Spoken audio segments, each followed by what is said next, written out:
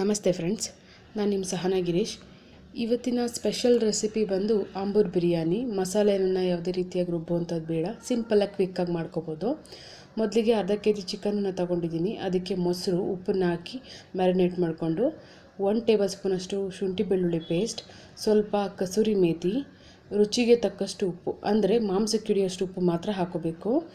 3 spoon ಮೆಣಸಿಕಾಯಿ ಪುಡಿ, 1 spoon ಅರಿಶಿಣ ಪುಡಿ, 1 ಪ್ಯಾಕೆಟ್ ತೇಜು ಬಿರಿಯಾನಿ ಮಸಾಲ ಪೌಡರ್ನ ಹಾಕೋಬೇಕಾಗತ್ತೆ. ನಾನಿಲ್ಲಿ 4 ಜನಕ್ಕೆ ಆಗೋಷ್ಟು ಮ್ಯಾರಿನೇಟ್ ಮಾಡ್ಕೊತಾ ಇದ್ದೀನಿ. ಇದು ಅರ್ಧ ಕೆಜಿ ಚಿಕನ್ ಮತ್ತು ನಾನು ಹಾಕ್ತಾ ಇರೋ ಮಸಾಲ ಪೌಡ್ರುಗಳು 4 ಜನಕ್ಕೆ ಬಿರಿಯಾನಿ ಆಗುವಷ್ಟು ಸಾಕಾಗುತ್ತೆ. ಇದನ್ನು ಮ್ಯಾರಿನೇಟ್ ಮಾಡಿ ನಾನು ಮಧ್ಯಾಹ್ನ ಕಲಸಿಟ್ಟು ಸಾಯಂಕಾಲ ಮಾಡ್ತಾ ಇರೋದ್ರಿಂದ ನಾನು ಇದನ್ನು ಹೊರಗಡೆನೇ ಇಟ್ಕೊಂಡಿದ್ದೆ. ನೀವು ತುಂಬ ಲೇಟಾಗಿ ಏನಾದ್ರು ಮಾಡೋದ್ರಿಂದ ಇದ್ದರೆ ರೆಫ್ರಿಜರೇಟ್ರ್ ಅಥವಾ ಫ್ರೀಝರಲ್ಲಿ ಇಟ್ಕೋಬೋದು.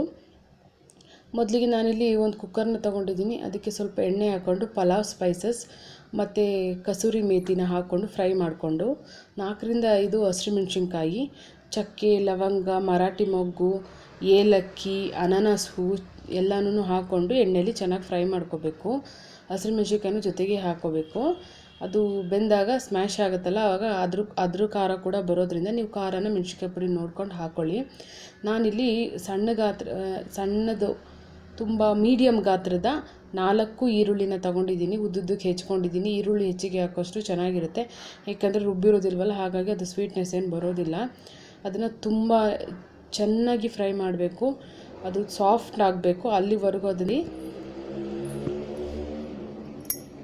ಈ ರೀತಿಯಾಗಿ ಕೈ ಆಡಿಸ್ಕೊತ ಅವಾಗವಾಗ ಚೆನ್ನಾಗಿ ಫ್ರೈ ಮಾಡಬೇಕು.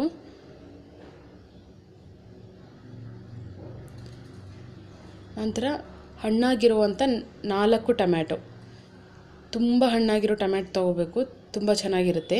ಸ್ವಲ್ಪ ಕೊತ್ತಂಬರಿ ಸೊಪ್ಪು ಮತ್ತು ಪುದೀನ ಸೊಪ್ಪು ಹಾಕ್ಕೋಬೋದು. ನಿಮ್ಗೆ ಎಷ್ಟು ಬೇಕೋ ಅಷ್ಟು ಹಾಕ್ಕೋಬೋದು, ಅದರಲ್ಲೇನು ಅಳತೆ ಅಂತೇನಿಲ್ಲ. ಟೊಮ್ಯಾಟೊನ 4ರಿಂದ 5 ಸಣ್ಣ ಗಾತ್ರದಾದರೆ ಒಂದು 5 ಹಾಕ್ಕೊಳ್ಳಿ, ದೊಡ್ಡ ಗಾತ್ರದಾದರೆ 4. ಹಣ್ಣಾಗಿರೋಂಥ ಟೊಮ್ಯಾಟೊಗಳನ್ನೇ ಬಳಸಬೇಕು. ಆವಾಗ ರುಚಿ ತುಂಬಾ ಚೆನ್ನಾಗಿ ಬರುತ್ತೆ ಮತ್ತು ಒಳ್ಳೆ ಕಲರ್ ಕೂಡ ಕೊಡುತ್ತೆ. ಇದಕ್ಕೆ ಕಲರ್ ಬಂದು ಮೆಣಸಿನ್ಕಾಯಿ ಪುಡಿ ಮತ್ತು ಟೊಮೆಟೊಯಿಂದನೇ ಈ ಬಿರಿಯಾನಿಗೆ ಕಲರ್ ಬರುವಂಥದ್ದು. ನಾವು ಯಾವುದೇ ಆರ್ಟಿಫಿಷಿಯಲ್ ಕಲರ್ಗಳನ್ನು ಪೌಡ್ರ್ಗಳನ್ನು ಬಳಸ್ತಾ ಇಲ್ಲ. ನಂತರ ನಾವಿಲ್ಲಿ ಮ್ಯಾರಿನೇಟ್ ಮಾಡಿ ಇಟ್ಟಿರುವಂಥ ಚಿಕನನ್ನು ಹಾಕ್ಕೊಂಡು ಫ್ರೈ ಮಾಡ್ಕೋತಾ ಇದ್ದೀವಿ. ಜಾಸ್ತಿ ಎಣ್ಣೆ ಹಾಕ್ಕೊಳ್ಳೋ ಅವಶ್ಯಕತೆ ಇರೋದಿಲ್ಲ, ಯಾಕೆಂದರೆ ನಾವು ಮೊಸರನ್ನ ಹಾಕಿ ಕಲಸಿರೋದ್ರಿಂದ ಜಾಸ್ತಿ ಎಣ್ಣೆ ಹಾಕೋಬೇಕು ಅಂತೇನಿಲ್ಲ. ನೀವು ಇಲ್ಲಿ ಎಣ್ಣೆ ಬದಲು ತುಪ್ಪ ಬಳಸಿದ್ರೆ ಚೆನ್ನಾಗಿರುತ್ತೆ, ಅಥವಾ ಅರ್ಧ ತುಪ್ಪ ಅರ್ಧ ಎಣ್ಣೆ ಬಳಸಿದ್ರು ಚೆನ್ನಾಗಿರುತ್ತೆ. ತುಂಬಾ ರುಚಿಯಾಗಿ ಬರಬೇಕು, ಮನೆಯಲ್ಲಿ ತುಪ್ಪ ಇದೆ ಅನ್ನೋದಾದರೆ ಮಸ್ಟ್ ತುಪ್ಪನೇ ಹಾಕ್ಕೊಂಡ್ರೆ ಬೆಸ್ಟ್. ಆ್ಯಕ್ಚುಲಿ ನಮ್ಮ ಮನೇಲಿ ತುಪ್ಪ ಖಾಲಿಯಾಗಿತ್ತು, ನಾನು ಹಾಗಾಗಿ ಎಣ್ಣೆನೇ ಬಳಸ್ಕೊಂಡಿದ್ದೀನಿ. ಮೊಸರಲ್ಲೂ ಕೂಡ ಎಣ್ಣೆ ಅಂಶ ಇರೋದ್ರಿಂದ, ಜಿಡ್ಡಿನ ಅಂಶ ಇರೋದ್ರಿಂದ ಅದಕ್ಕೆ ಎಣ್ಣೆ ನೋಡ್ಕೊಂಡು ಹಾಕ್ಕೊಳ್ಳಿ. ಇಲ್ಲ ನಿಮಗೆ ಎಣ್ಣೆ ಇದ್ರೆ ಇಷ್ಟ ಆಗುತ್ತೆ ಜಾಸ್ತಿನೇ ಹಾಕ್ಕೊಳ್ಳಿ, ನಿಮ್ಮ ಅಳತೆ ತಕ್ಕ ಹಾಗೆ, ನಿಮ್ಗೆ ಹೇಗೆ ಬೇಕೋ ಹಾಗೆ. ನಾನಿಲ್ಲಿ ಅಕ್ಕಿನ ತೊಳೆದಿಟ್ಕೊಂಡು ಮಸಾಲೆ ಜೊತೆನೇ ಹಾಕಿ ಅಕ್ಕಿನ ಸ್ವಲ್ಪ ಹೊತ್ತು ಒಂದು 10 ನಿಮಿಷ ಸಣ್ಣ ಉರಿಯಲ್ಲಿ ಬೇಯಿಸ್ಕೊತೀನಿ. ಅದು ತಳೆ ಹಿಡಿಯೋಕ್ಕೆ ಶುರು ಮಾಡುತ್ತೆ. ಆ ಹಂತದಲ್ಲಿ ನಾನು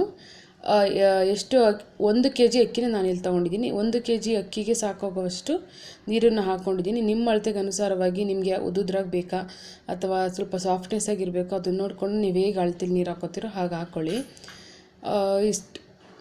ಇದೆಲ್ಲ ಆದ ನಂತರ ಫೈನಲ್ಲಾಗಿ ಖಾರ ಬೇಕಾ, ಉಪ್ಪು ಬೇಕಾ, ಏನು ಬೇಕು ನೋಡಿಕೊಂಡು ನೀವು ರುಚಿಗೆ ತಕ್ಕಾಗಿ ಹೇಗೆ ಬೇಕೋ ಆಲ್ಟರ್ನೇಟ್ ಮಾಡ್ಕೋಬೋದು. ಇಲ್ಲಿ ನೋಡಿ, ನಾನು ಒಂದೇ ವಿಜಿಲ್ ತರಿಸ್ಕೊತಾ ಇದ್ದೀನಿ. ನೋಡಿ ಎಷ್ಟು ಚೆನ್ನಾಗಿ ಬಂದಿದೆ ಅಂತ ಹೇಳ್ಬಿಟ್ಟು.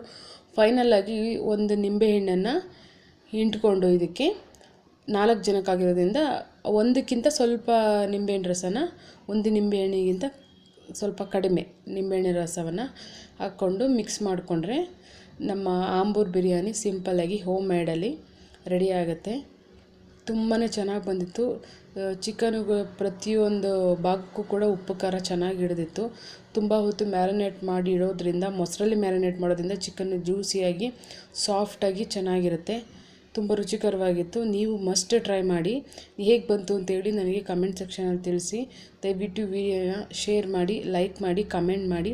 ಮತ್ತು ಯೂಟ್ಯೂಬಲ್ಲಿ ಏನಾದರೂ ನನ್ನ ವಿಡಿಯೋನ ನೋಡ್ತಾ ಇದ್ದರೆ ಮರೀದೆ ಸಬ್ಸ್ಕ್ರೈಬ್ ಮಾಡಿ, ಅಥವಾ ಫೇಸ್ಬುಕ್ಕಲ್ಲಿ ಏನಾದರೂ ನೋಡ್ತಾ ಇದ್ದರೆ ಮರೀದೆ ಫಾಲೋ ಮಾಡಿ. ದಯವಿಟ್ಟು ಬಳಸಿ ನಮ್ಮನ್ನು ಕೂಡ. ನೋಡಿ ಎಷ್ಟು ಚೆನ್ನಾಗಿ ಬಂದಿದೆ. ದಯವಿಟ್ಟು ಟ್ರೈ ಮಾಡಿ.